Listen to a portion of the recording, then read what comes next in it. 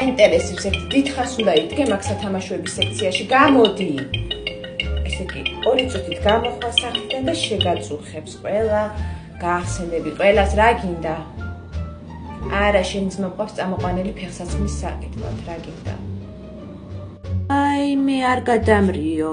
მაშინ ღმერთმა გამძლეობა მოგცეს დედაჩემო, არც არაფერი, შენ იყავი კარგად. საცოდავი ქალი.